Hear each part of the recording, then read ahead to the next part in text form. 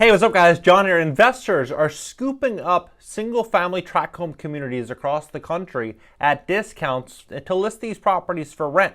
I predicted this was going to happen for quite some time. I've made some other predictions as well that I think are really starting to unfold here. I predicted that rents are going to start to come down in America, and that's exactly what is happening in many sections all throughout the country. We're starting to see this becoming a new trend, rent reduction. The big question is, are these investors going to start to scoop up more and more and more properties? My guess is yes, 100% that is very likely to happen, because what's going to happen with these single-family tract home communities, there's going to be less and less buyers available to buy these properties. The reason being is the everyday American buyer that wanted to buy one of these properties simply got priced out of the equation when interest rates went from 3% to 6 or 7%.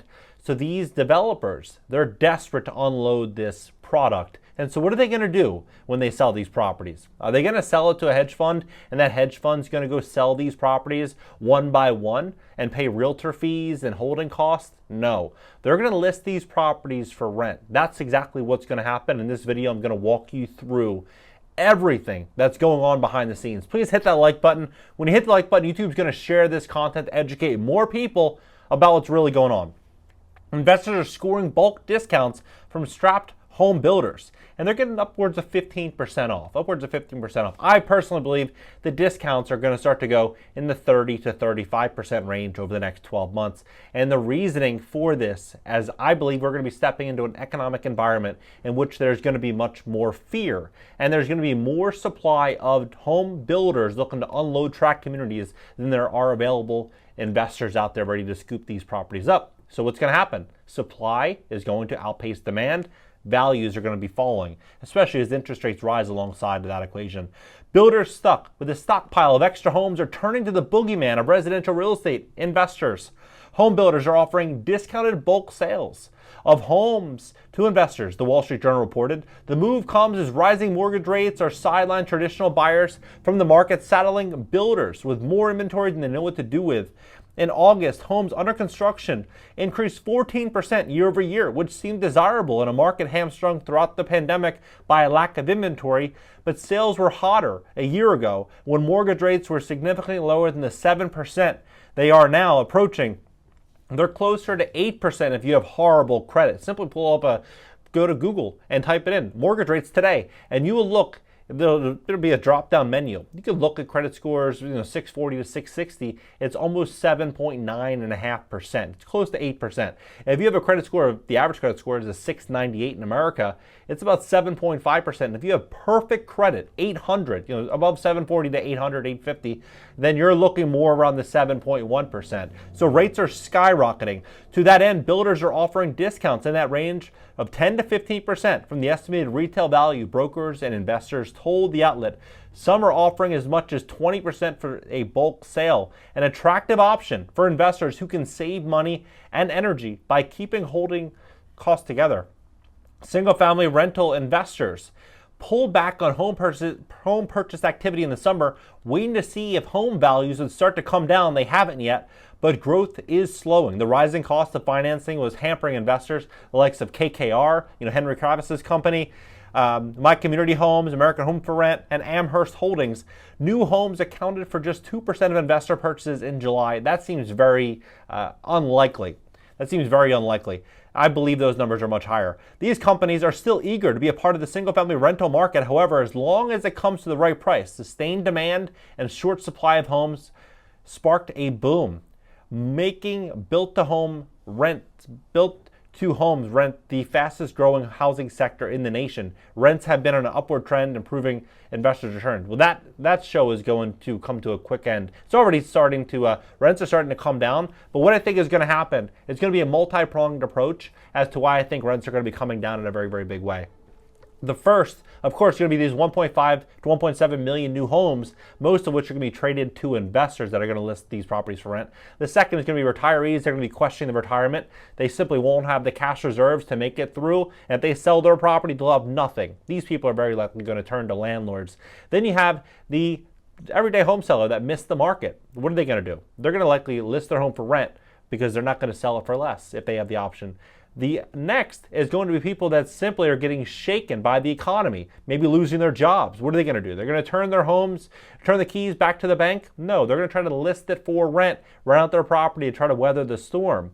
Right? You have all of these people that are going to start to become landlords. And then what's ultimately going to happen from there is you have all of these investors that bought all of these single-family homes at a 5% return, or multifamily properties at a 4% return or a 5% return, meaning if they paid all cash, they'd make 4 or 5% of their money. What's ultimately going to happen? When rents are starting to come down like they are in most markets, you are going to see these investors struggle to keep the lights on, to make good on their debt payments. And then what's going to happen? These commercial properties, well, for commercial property purposes, it's not tied to your credit score. It's asset-based. It's an asset-based loan. Whereas a single-family home, it's tied to your credit score. You're personally guaranteeing the loan.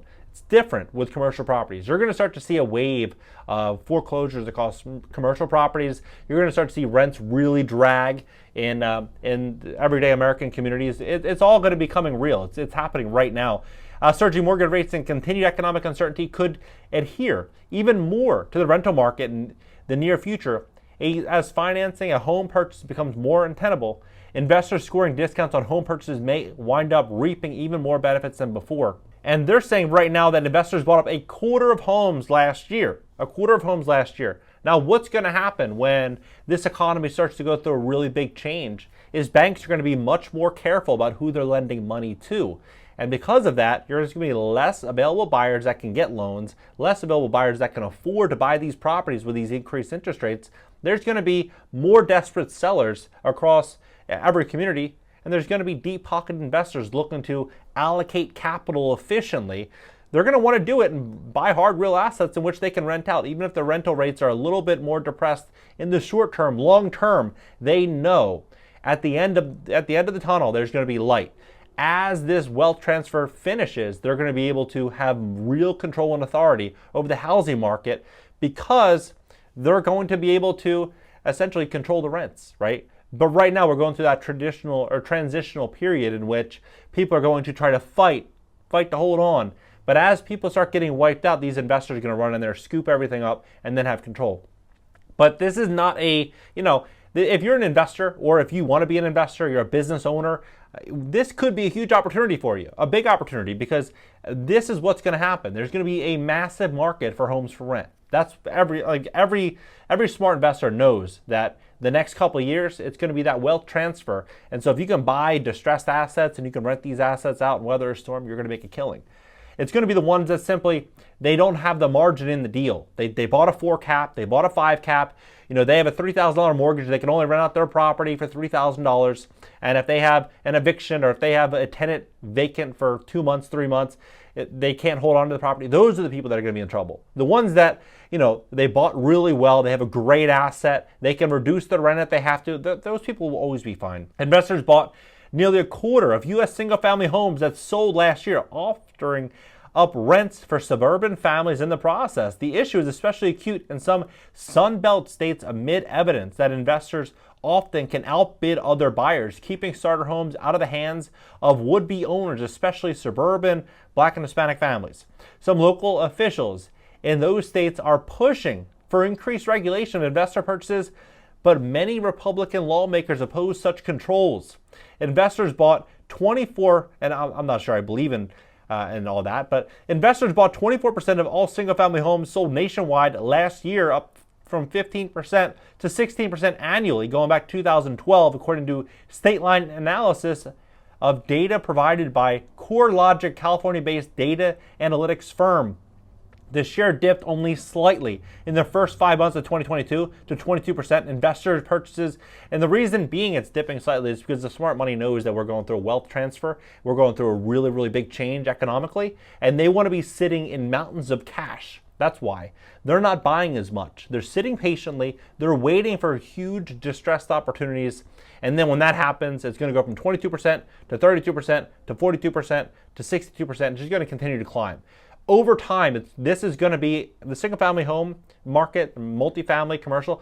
It's all going to be just for investors. That's what's going to happen. It's all going to be just for investors. The American dream is, sadly, it's no more. We've all witnessed that over the last couple of years. The American dream, it's up for every single American to really fight for their piece of it, because we can't rely on a politician to supply that anymore. It's up to every single American to have a good business, to have a real good mode of safety, to be able to weather the storm, and to be able to protect yourself in this type of situation. It's that's the world that we live in right now. In Vermont, they grew from 7% of sales in 2020 to 17% last year. Nevada, 18% to 30%. I mean, this is what's happening. 5 states saw the highest share of investor purchases. Investors bought a third of single-family homes. Sold in Georgia 33% last year, with Arizona 31%, Nevada 30%, California and Texas both 29%, not far behind.